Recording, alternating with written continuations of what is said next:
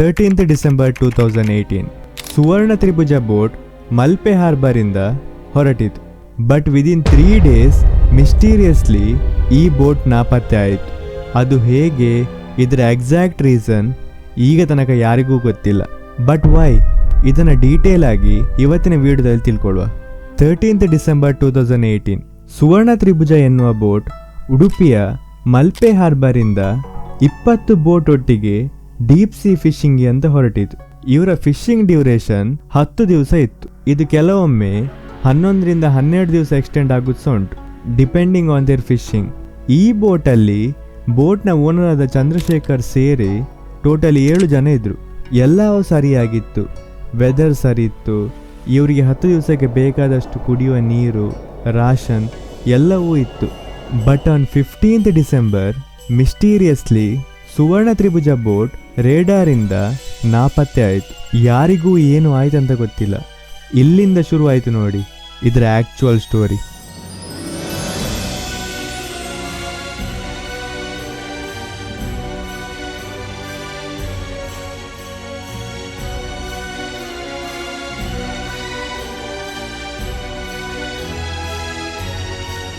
ಈ ಬೋಟ್ ಯಾವಾಗ ನಾಪತ್ತೆ ಆಯಿತು ನೋಡಿ, ಅದೇ ದಿವಸ ಮಧ್ಯರಾತ್ರಿ 1 ಗಂಟೆ ಹೊತ್ತಿಗೆ ಇವರೊಟ್ಟಿಗೆ ಉಡುಪಿಯಿಂದ ಹೊರಟ 6 ಫಿಶಿಂಗ್ ಬೋಟ್ ಒಟ್ಟಿಗೆ ಕಾಂಟ್ಯಾಕ್ಟ್ ಮಾಡಿದ್ರು. ಆ್ಯಂಡ್ ಆ ಉಳಿದ ಬೋಟಿನವರು ಹೇಳಿದ ಪ್ರಕಾರ ಅವರ ಕಾನ್ವರ್ಸೇಷನ್ ತುಂಬ ನಾರ್ಮಲ್ ಆಗಿತ್ತು. ಅದರಲ್ಲಿ ಏನೂ ಸಸ್ಪೀಷಿಯಸ್ ಇರಲಿಲ್ಲ. ಚಂದ್ರಶೇಖರ್ ಅವರ ಅಣ್ಣನಾದ ನಿತ್ಯಾನಂದ ಕೋಟ್ಯಾನ್ ಅವರು ಹೇಳಿದ ಪ್ರಕಾರ ಅವರಿಬ್ರು 14th December ಅಂದರೆ ಫಿಶಿಂಗ್ ಹೋದ ನೆಕ್ಸ್ಟ್ ಡೇ ಅವತ್ತಿನ ಫಿಶಿಂಗ್ ಬಗ್ಗೆ ಆ್ಯಂಡ್ ಗೋವಾದ ವಾಟರ್ ಲೆವೆಲ್ ಬಗ್ಗೆ ಡಿಸ್ಕಸ್ ಮಾಡಿದ್ರು. ನೆಟ್ವರ್ಕ್ ಪ್ರಾಬ್ಲಮ್ ಇದ್ದಿದ್ರಿಂದ ಅವರಿಗೆ ಜಾಸ್ತಿ ಹೊತ್ತು ಮಾತಾಡ್ಲಿಕ್ಕೆ ಆಗಲಿಲ್ಲ. ಆ್ಯಂಡ್ ಅವರು ಹೇಳಿದ ಪ್ರಕಾರ ಅವತ್ತಿನ ದಿವಸ ಎಲ್ಲ ನಾರ್ಮಲ್ ಆಗಿತ್ತು. Then what exactly happened after 1 AM? Boat miss ಆದ ಸ್ಟಾರ್ಟಿಂಗ್ 2-3 ದಿವಸ ನಿತ್ಯಾನಂದ ಅವರು ತುಂಬ ಟೆನ್ಸ್ಡ್ ಆಗಿದ್ರು. ಆ ಬೋಟ್ ಒಟ್ಟಿಗೆ ಹೋದ ಉಳಿದ ಬೋಟಿನವರೊಟ್ಟಿಗೆ ಇವರ ಬಗ್ಗೆ ಅಪ್ಡೇಟ್ಸ್ ತಗೊಳ್ಳಿಕ್ಕೆ ಟ್ರೈ ಮಾಡಿದ್ರು. ಬಟ್ ಅವ್ರು ಎಷ್ಟೇ ಹುಡುಕಿದ್ರು ಯಾರಿಗೂ ಸುವರ್ಣ ತ್ರಿಭುಜ ಬೋಟ್ ಸಿಗಲೇ ಇಲ್ಲ. ನೋಡಿ, ಅಕಸ್ಮಾತ್ ಬೋಟ್ ಮುಳುಗಿ ಹೋಗಿದ್ರು ಅವರಿಗೆ ಬೋಟ್ನ ಕೆಲವು ಪಾರ್ಟ್ಸ್ ಆದ್ರೂ ನೀರಲ್ಲಿ ತೇಲ್ಕೊಂಡು ಹೋಗೋದು ಕಾಣಬೇಕಿತ್ತು, ಅಥವಾ ಚೂರಾದ್ರೂ ಡೀಸೆಲ್ ಸ್ಟೇನ್ಸ್ ನೀರಲ್ಲಿ ಕಾಣಬೇಕಿತ್ತು. ಯಾಕಂದ್ರೆ ಇವರ ಬೋಟಲ್ಲಿ 10 ದಿವಸಕ್ಕೆ ಬೇಕಾದಷ್ಟು ಡೀಸೆಲ್ ಸ್ಟಾಕ್ ಇತ್ತು. ಆದ್ರೆ ಇವರಿಗೆ ಆ ಥರ ಏನೂ ಸಿಗ್ಲಿಲ್ಲ. ಆ್ಯಂಡ್ ಬೋಟ್ನ ಓನರ್ ಆದ ಚಂದ್ರಶೇಖರ್ ಅವರಿಗೆ ಫಿಶಿಂಗ್ ಅಲ್ಲಿ 15 ವರ್ಷದ ಎಕ್ಸ್ಪೀರಿಯನ್ಸ್ ಇತ್ತು. ಹಾಗಾಗಿ ಅಕಸ್ಮಾತ್ ಬೋಟ್ ಮುಳುಗ್ತಾ ಇದ್ರು ರೇಡಿಯೋ ಮೂಲಕ ಬೇರೆ ಬೋಟ್ಗಳಿಗೆ ಸಿಗ್ನಲ್ ಕೊಡ್ಬೋದಿತ್ತು. ಆ್ಯಂಡ್ ಆ ಬೋಟಲ್ಲಿದ್ದ ಎಲ್ರಿಗೂ ಸ್ವಿಮ್ಮಿಂಗ್ ಬರ್ತಿತ್ತು. ಹಾಗಾಗಿ ಬೋಟ್ ಮುಳುಗ್ತಾ ಇದ್ರು ಇವರಿಗೆ ಹತ್ತಿರದ ಬೋಟ್ ತನಕ ಸ್ವಿಮ್ಮಿಂಗ್ ಮಾಡಿ ತಲುಪುವಷ್ಟು ತಾಕತ್ತಿತ್ತು. ಇದೆಲ್ಲ ಸಿನಾರಿಯೋ ನೋಡಿ ನಿತ್ಯಾನಂದ ಅವರು ಏನೋ ಸಿಗ್ನಲ್ ಪ್ರಾಬ್ಲಮ್ ಇಂದ ಕನೆಕ್ಷನ್ ತಪ್ಪಿರ್ಬೋದಂತ ಎನ್ಸ್ಕೊಂಡು ಅವರ ಫಿಶಿಂಗ್ ಡ್ಯೂರೇಷನ್ ಮುಗ್ದ ಮೇಲೆ ಅವರೇ ವಾಪಸ್ ಬರ್ತಾರಂತ ಎನ್ಸ್ಕೊಂಡ್ರು. ಇವರ ಫಿಶಿಂಗ್ ಡ್ಯೂರೇಷನ್ ಇದ್ದದ್ದು 10 days. ಎಲ್ಲ ಸರಿಯಾಗಿದ್ರೆ ಇವರು 22 Decemberಗೆ ವಾಪಸ್ ಬರಬೇಕಿತ್ತು. ಆದರೆ ಅವರೊಟ್ಟಿಗೆ ಹೋದ ಎಲ್ಲ ಬೋಟ್ ವಾಪಸ್ ಬಂದರು, ಇವರ ಸುದ್ದಿಯೇ ಇರಲಿಲ್ಲ.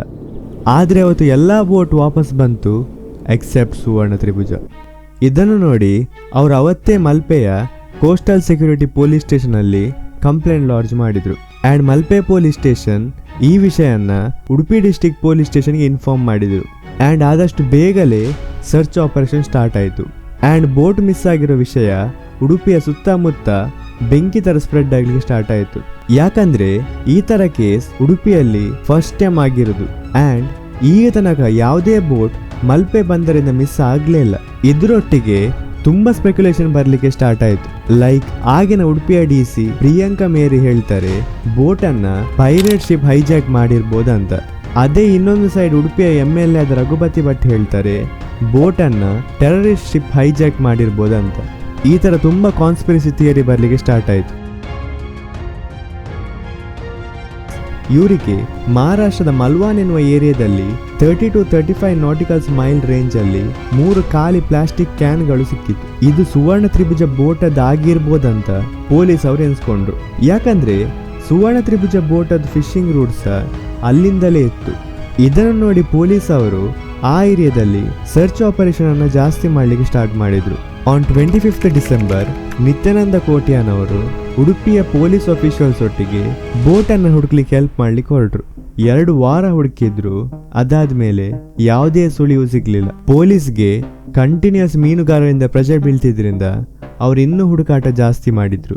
On 27 December 2018 coast guards Mangalore, Goa and Maharashtra region ಅಲ್ಲಿ ಸರ್ಚ್ ಆಪರೇಷನ್ ಸ್ಟಾರ್ಟ್ ಮಾಡಿದ್ರು. And according to some reports, Suvarna Tribhuja boat Goa reach ಆಗೋ ತನಕ ಬೇರೆ ಬೋಟ್ ಅವರೊಟ್ಟಿಗೆ ಟಚ್ ಅಲ್ಲಿದ್ರು. ಇದನ್ನೆಲ್ಲ ನೋಡಿ ಮಲ್ಪೆಯ ಉಳಿದ ಮೀನುಗಾರರ ಮಧ್ಯದಲ್ಲಿ ಭಯದ ವಾತಾವರಣ ಇತ್ತು. ಅಂಡ್ ಇದರ ಎಫೆಕ್ಟ್ ಹೇಗಿತ್ತಂದ್ರೆ 300ಕ್ಕಿಂತ ಹೆಚ್ಚು ಬೋಟ್ ಮಲ್ಪೆ ಪೋರ್ಟಲ್ಲೇ ಆಂಕರ್ ಆಗಿತ್ತು. ಇದಿಷ್ಟೆಲ್ಲ ಆಗ್ತಿದ್ರು ನಮ್ಮ ಸ್ಟೇಟ್ ಗೌರ್ಮೆಂಟ್ ಇದನ್ನು ಇಗ್ನೋರ್ ಮಾಡ್ತಿದ್ರು. ಇದನ್ನು ನೋಡಿ ಉಡುಪಿ, ದಕ್ಷಿಣ ಕನ್ನಡ ಅಂಡ್ ಉತ್ತರ ಕನ್ನಡದ ಎಲ್ಲ ಮೀನುಗಾರರ ಸಂಘ ಒಟ್ಟಾಗಿ January 16ಗೆ ಸ್ಟ್ರೈಕ್ ಮಾಡೋ ಪ್ಲಾನ್ ಮಾಡಿದ್ರು.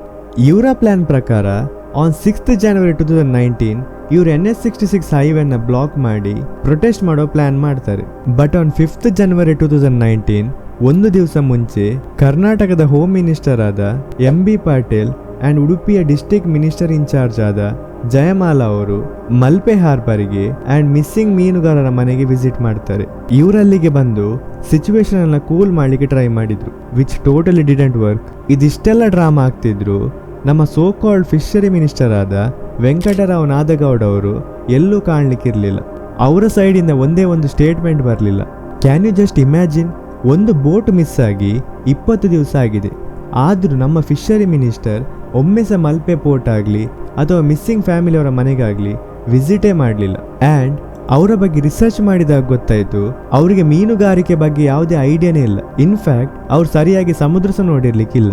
ಇಂಥವರನ್ನ ಫಿಶರಿ ಡಿಪಾರ್ಟ್ಮೆಂಟ್ಗೆ ಹಾಕಿದ್ರು. ಮೀನುಗಾರರು ಇದ್ದಾರೆ ಅಂತ ಗೊತ್ತೇ ಇಲ್ಲ ಅವ್ರಿಗೆ, ಇದ್ದಾರೆ ಇಲ್ವಂತ ಮೀನುಗಾರರ ಬಗ್ಗೆ ಸರ್ಕಾರಕ್ಕಂತೂ, ಈಗಿನ ಸರ್ಕಾರಕ್ಕಂತೂ ಎಂಥದ್ದು ಗೊತ್ತೇ ಇಲ್ಲ. ಮೀನುಗಾರ ಸಚಿವನ ಮಾಡಿದ್ದಾರೆ, ಅದು ಯಾರಂತ ಗೊತ್ತಿಲ್ಲ. ಮೀನುಗಾರ ಸಚಿವರು ನಿಜವಾಗ್ಲೂ ಕರಾವಳಿ ಸೈಡ್ ನಲ್ಲೇ ಆಗ್ಬೇಕು, ಮೀನುಗಾರಿಕೆ ವಿಷಯವನ್ನು ಗೊತ್ತಿರ್ಬೇಕು.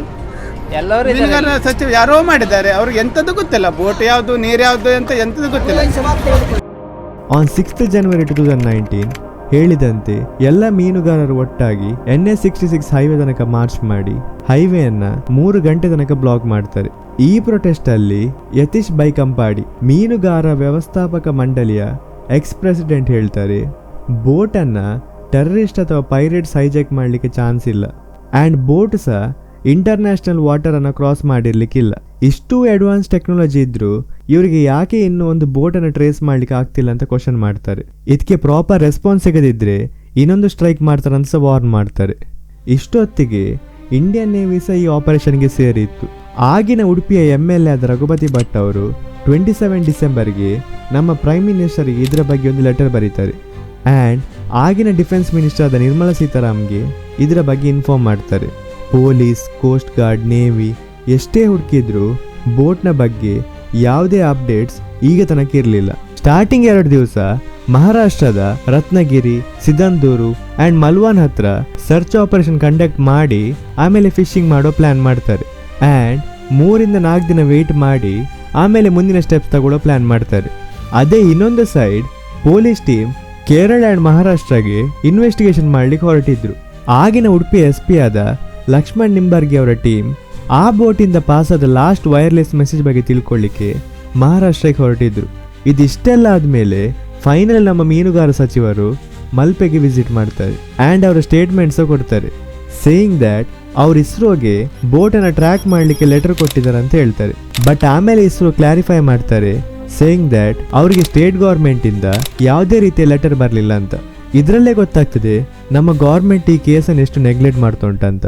ಯಾವಾಗ ನಮ್ಮ ಫಿಶರಿ ಮಿನಿಸ್ಟರ್ ಮಲ್ಪೆಗೆ ಬಂದಿದ್ರು ಆಗ ಲೋಕಲ್ ಫಿಶಿಂಗ್ ಕಮ್ಯುನಿಟಿ ಅವರು ಮಹಾರಾಷ್ಟ್ರ ಅಂಡ್ ಗೋವಾದ ಮಿನಿಸ್ಟರ್ಸ್ ಒಟ್ಟಿಗೆ ಇದರ ಬಗ್ಗೆ ಮೀಟಿಂಗ್ ಮಾಡ್ಲಿಕ್ಕೆ ಹೇಳಿದ್ರು. ಯಾವುದನ್ನ ಇವರು ಅರೇಂಜೇ ಮಾಡಲಿಲ್ಲ. ಆ್ಯಂಡ್ ಈ ಎಲ್ಲ ಇನ್ವೆಸ್ಟಿಗೇಷನ್ ಮುಗಿಯೋ ತನಕ ಮಲ್ಪೆಯಲ್ಲೇ ಇರಲಿಕ್ಕೆ ಹೇಳಿದ್ರು, ಸೋ ದ್ಯಾಟ್ ಈ ಇನ್ವೆಸ್ಟಿಗೇಷನ್ ಪ್ರೊಸೆಸ್ ಸ್ವಲ್ಪ ಫಾಸ್ಟ್ ಆಗಲಿ ಅಂತ. ಬಟ್ ಅವರೊಂದು ಒಳ್ಳೆ ಗೆಸ್ಟ್ ಥರ ಬಂದರು ಹೋದರು. 1 ತಿಂಗಳಾದರೂ ಬೋಟದ್ದಾಗಲಿ ಅಥವಾ ಮೀನುಗಾರರದ್ದಾಗಲಿ ಒಂದೇ ಸುಳಿವು ಇರಲಿಲ್ಲ. ಈ ಎಲ್ಲದರದ ಮಧ್ಯ ಆ್ಯಕ್ಚುಲ್ ಆಗಿ ಸಫರ್ ಆಗ್ತಿದ್ದದ್ದು ಆ ಮೀನುಗಾರರ ಫ್ಯಾಮಿಲಿ ಮೆಂಬರ್ಸ್.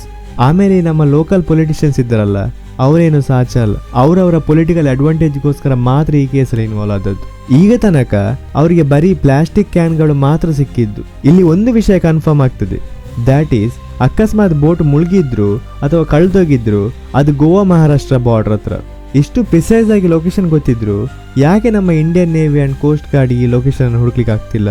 ಅದು ಸಹ ಸೋನಾರ್ ಅಂತ ಅಡ್ವಾನ್ಸ್ ಟೆಕ್ನಾಲಜಿ ಇರುವಾಗ. ಈ ವಿಷಯ ತುಂಬಾ ಕನ್ಸರ್ನಿಂಗ್ ಆಗಿತ್ತು. ಆನ್ 16th February 2019 ಮೀನುಗಾರರ ಸಂಘದ ಅಧ್ಯಕ್ಷರಾದ ಸತೀಶ್ ಕುಂದರ್ ಹೇಳ್ತಾರೆ, ಇನ್ವೆಸ್ಟಿಗೇಷನ್ ಅಲ್ಲಿ ಯಾವುದೇ ರೀತಿಯ ಪ್ರೋಗ್ರೆಸ್ ಇಲ್ಲದನ್ನು ನೋಡಿ navy, coast guard, police and ಮೀನುಗಾರರ ಕಮ್ಯುನಿಟಿ ಎಲ್ಲ ಒಟ್ಟು ಸೇರಿ ಒಂದು ಕಮಿಟಿ ಫಾರ್ಮ್ ಮಾಡಿ ಇನ್ವೆಸ್ಟಿಗೇಷನ್ ಮಾಡಿದ್ರೆ ಬೋಟನ್ನು ಹುಡುಕ್ಲಿಕ್ಕೆ ಸುಲಭ ಆಗ್ತದೆ ಅಂತ ಹೇಳ್ತಾರೆ. ಅದು ಬಿಟ್ಟು ಇದನ್ನು ನೇವಿಯವರಿಗೆ ಬಿಟ್ಟು ಬಿಟ್ರೆ ರಿಸಲ್ಟ್ ಬರಲಿಕ್ಕೆ ಲೇಟ್ ಆಗ್ಬೋದು ಅಂತ ಹೇಳ್ತಾರೆ. ಇದೆಲ್ಲದ ಮಧ್ಯದಲ್ಲಿ ಒಂದು ಸಸ್ಪಿಷಿಯಸ್ ವಿಷಯ ಮುಂದೆ ಬಂತು. That is on 15th December ಯಾವಾಗ ಬೋಟ್ ಮಿಸ್ ಆಯಿತು ನೋಡಿ, ಅದೇ ದಿವಸ INS ಕೊಚ್ಚಿ ಎನ್ನುವ ಇಂಡಿಯನ್ ನೇವಿಯ stealth guided missile destroyer ship ಅದೇ ರೂಟಲ್ಲಿ ಬಂದಿತ್ತು. ಆ್ಯಂಡ್ ಇದನ್ನ ಬೇರೆ ಬೋಟ್ ಅವರು ಸಹ ನೋಡಿದ್ರು. ಇದಕ್ಕೆ ಎವಿಡೆನ್ಸ್ ಆಗಿ ಅದೇ ದಿವಸ ಆ ಶಿಪ್ಪಿನ ಕೆಳಗಿನ ಪಾರ್ಟಿಗೆ ಏನೋ ತಾಗಿ ಡ್ಯಾಮೇಜ್ ಆಗಿತ್ತು. ಆ್ಯಂಡ್ ಆ ಡ್ಯಾಮೇಜಿನ ಕಾಸ್ ಈ ಸುವರ್ಣ ತ್ರಿಭುಜ ಬೋಟೇ ಆಗಿರ್ಬೋದು ಅಂತ ಎನ್ಸ್ಕೊಂಡ್ರು. ಬಟ್ ಈ ನೇವಿ ಅಫಿಷಿಯಲ್ಸ್ ಇದನ್ನು ಕಂಪ್ಲೀಟ್ಲಿ ರಿಜೆಕ್ಟ್ ಮಾಡ್ತಾರೆ, ಟೆಲ್ಲಿಂಗ್ ದ್ಯಾಟ್ ಅವರ ಶಿಪ್ಪಿಗೆ ಆ ದಿವಸ ಡ್ಯಾಮೇಜ್ ಆದದ್ದು ಸತ್ಯ, ಬಟ್ ಅದು ಬೆಡ್ ರಾಕ್ ಇಂದ ಆದದ್ದು ಬೋಟ್ ಕೊಲೈಡ್ ಆಗಿ ಅಲ್ಲ ಅಂತ. ಬಟ್ ಅಲ್ಲಿನ ಲೋಕಲ್ ಮೀನುಗಾರರು ಈ ಸ್ಟೇಟ್ಮೆಂಟ್ ಅನ್ನು ಎಕ್ಸೆಪ್ಟೇ ಮಾಡಲಿಲ್ಲ. ಇದರೊಟ್ಟಿಗೆ ತುಂಬಾ ಕ್ವಶನ್ಸ್ ಹುಟ್ಟಲಿಕ್ಕೆ ಸ್ಟಾರ್ಟ್ ಆಯಿತು. ಅಷ್ಟು ದೊಡ್ಡ ಶಿಪ್ ಅಲ್ಲಿ ಸೋನಾರ್ ರೇಡರ್ ಅಂತಹ ಅಡ್ವಾನ್ಸ್ ಟೆಕ್ನಾಲಜಿ ಇರ್ತದೆ. ಅದು ತುಂಬಾ ಈಸಿಲಿ ಬೋಟ್ ಅಥವಾ ನೀರಡಿಯಲ್ಲಿದ್ದ ಕಲ್ಲುಗಳನ್ನು ಡಿಟೆಕ್ಟ್ ಮಾಡ್ತದೆ. ಆ್ಯಂಡ್ ಇಂದ ಡೀಪ್ ಸಿ ಫಿಶಿಂಗ್ ಬೋಟ್ಗಳಿಗೆಲ್ಲ ನೇವಿ ಶಿಪ್ಸ್, ಕಾರ್ಗೋ ಶಿಪ್ಸ್ಗಳು ಎನ್ಕೌಂಟರ್ ಆಗ್ತಿರ್ತದೆ. ಅದೇನು ಹೊಸ ವಿಷಯ ಅಲ್ಲ. ಬಟ್ ಅವತ್ತ ಆ ಥರ ಏನಾಯಿತು? ಆ್ಯಂಡ್ ಅಕಸ್ಮಾತ್ ಶಿಪ್ ಬೋಟಿಗೆ ಕೊಲೈಡ್ ಆಗಿದ್ರು ಆ ಮೀನುಗಾರರೇನಾದ್ರು ಅವರ ಬಾಡೀಸ್ ಆದರೂ ಸಿಗಬೇಕಿತ್ತಲ್ಲ. ನನಗೆ ಗೊತ್ತಿರೋ ಪ್ರಕಾರ ಮೀನುಗಾರರಲ್ಲಿ ಒಂದು ಅನ್ರಿಟರ್ನ್ ರೂಲ್ ಉಂಟು. ದ್ಯಾಟ್ ಈಸ್ ಅಕಸ್ಮಾತ್ ಅವ್ರಿಗೆ ಸಮುದ್ರದ ಮಧ್ಯದಲ್ಲಿ ಯಾವುದೋ ಡೆಡ್ ಬಾಡಿ ಸಿಕ್ಕಿದ್ರೆ ಅವ್ರು ಅದನ್ನು ರೆಸ್ಕ್ಯೂ ಮಾಡಲ್ಲ. ಇನ್ಸ್ಟೆಡ್ ಅವ್ರು ಬೇರೆ ಬೋಟಿಗೆ ಸಹ ವಾರ್ನಿಂಗ್ ಮಾಡ್ತಾರೆ, ಸೇಯಿಂಗ್ ದ್ಯಾಟ್ ಈ ಪಾರ್ಟಲ್ಲಿ ಒಂದು ಡೆಡ್ ಬಾಡಿ ಉಂಟು, ಈ ಜಾಗಕ್ಕೆ ಯಾರು ಹೋಗಬೇಡಿ ಅಂತ. ಅದು ಯಾಕೆ ಹಾಗೆ ಮಾಡ್ತಾರೆ ಇದರ ಎಕ್ಸಾಕ್ಟ್ ರೀಸನ್ ನನಗೆ ಸಹ ಗೊತ್ತಿಲ್ಲ. ಮೇ ಬಿ ಅವರ ಬೋಟಿಗೆ ಅದು ಬ್ಯಾಡ್ ಲಕ್ ತರ್ತದೆ ಅಂತ ಎನಿಸ್ತಾರೆ ಅನಿಸುತ್ತೆ. ಅಕಸ್ಮಾತ್ ಅವ ಜೀವ ಇದ್ದರೆ ಅವನನ್ನು ರೆಸ್ಕ್ಯೂ ಮಾಡ್ತಾರೆ. ಆ್ಯಸ್ ಐ ಸೆಡ್ ಬಿಫೋರ್, ಅಕಸ್ಮಾತ್ ಅವ್ರಿಗೆ ಬಾಡಿ ಸಿಕ್ಕಿದ್ರೆ ಅವ್ರು ಬೇರೆ ಬೋಟ್ಗೆ ಇನ್ಫಾರ್ಮ್ ಮಾಡ್ತಾರೆ ದ್ಯಾಟ್ ಈ ಪಾರ್ಟಲ್ಲಿ ಡೆಡ್ ಬಾಡಿ ಉಂಟು ಆ್ಯಂಡ್ ಯಾರ್ಸಲ್ಲಿ ಫಿಶಿಂಗ್ ಮಾಡ್ಲಿಕ್ಕೆ ಹೋಗಬೇಡಿ ಅಂತ. ಆ್ಯಂಡ್ ಈ ವಿಷಯ ಆ ಸುತ್ತಮುತ್ತಲಿನ ಎಲ್ಲ ಬೋಟ್ಗಳಿಗೆ ಸ್ಪ್ರೆಡ್ ಆಗ್ತದೆ. ಬಟ್ ಆ 2-3 ವಾರದಲ್ಲಿ ಯಾವ ಬೋಟ್ಗಳಿಗೆ ಸಹ ಡೆಡ್ ಬಾಡಿ ಸಿಗಲಿಲ್ಲ. ಹಾಗಾದ್ರೆ ಬೋಟ್ ಮುಳುಗಿದ್ರು ಅವರ ಬಾಡೀಸ್ ಎಲ್ಲಿ ಹೋಯಿತು? ಅದಾದ್ರೂ ಸಿಗ್ಬೇಕಿತ್ತಲ್ಲ. ಇದನ್ನ ಇನ್ವೆಸ್ಟಿಗೇಷನ್ ಮಾಡಲಿಕ್ಕೆ ನಿತ್ಯಾನಂದ ಆ್ಯಂಡ್ ಕೆಲವು ಮೀನುಗಾರರು ಒಟ್ಟಾಗಿ ಆಗಿನ MLA ಆದ ರಘುಪತಿ ಭಟ್ ಅವರನ್ನು ಒತ್ತಾಯ ಮಾಡಿ ಆಗಿನ ಡಿಫೆನ್ಸ್ ಮಿನಿಸ್ಟರ್ ಆದ ನಿರ್ಮಲಾ ಸೀತಾರಾಮನ್ ಹತ್ರ ಹೋದ್ರು. ಆ್ಯಂಡ್ INS ಕೊಚ್ಚಿ ಆಕ್ಸಿಡೆಂಟ್ ಬಗ್ಗೆ ಹೇಳಿದ್ರು. ಆ್ಯಂಡ್ ಅದನ್ನ ಪ್ರಾಪರ್ ಆಗಿ ಇನ್ವೆಸ್ಟಿಗೇಷನ್ ಮಾಡಿ ಆ 7 ಜನ ಮೀನುಗಾರರ ಫ್ಯಾಮಿಲೀಸಿಗೆ ಪರಿಹಾರ ಸಿಗುವಂತೆ ಕೇಳ್ಕೊಂಡ್ರು.